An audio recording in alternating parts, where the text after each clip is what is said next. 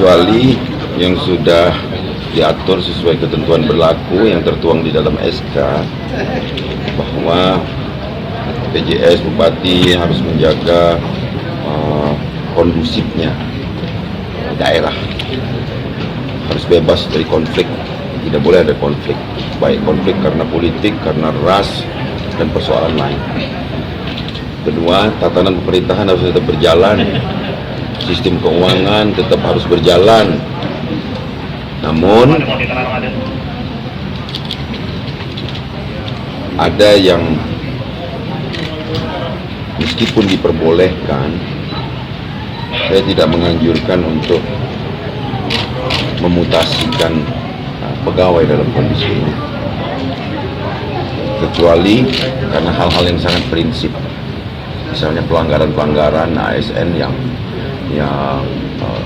memang melanggar pasal tertentu dalam undang-undang ke-ASN-an, terus tidak merubah RPJMD dari masing-masing bupati yang definitif, itu tidak tertulis dalam SK.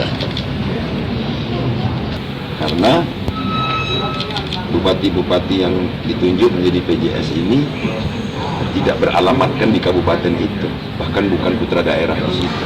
Jadi kenapa harus bermain? Jadi netralitas ini adalah mutlak bagi PJS yang ditunjuk melaksanakan tugas. Betul? Saya tetap bersama Pak Kapolda, Pak Pangdam, Pak Kajati menjaga potensi-potensi kerawanan itu untuk tidak terjadi. Bupati di Pekan Ilir, dan tentunya ini sebuah berkah bagi saya, dan ini merupakan sebuah kepercayaan yang memang harus saya pegang teguh, dan amanah ini insya Allah akan saya jalankan dengan penuh tanggung jawab.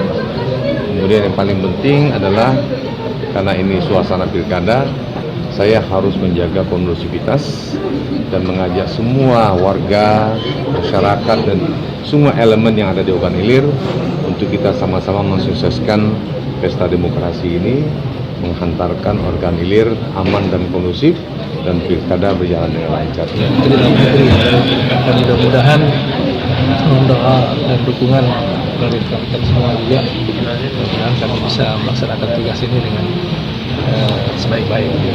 Tadi kan ada Pak Polda Koordinasi dulu dengan jajaran pertama di Polres ya, Polres. Mungkin juga dengan Dandim apa yang harus dirumuskan, ditimbulkan untuk menjadi satu tindakan ke depan.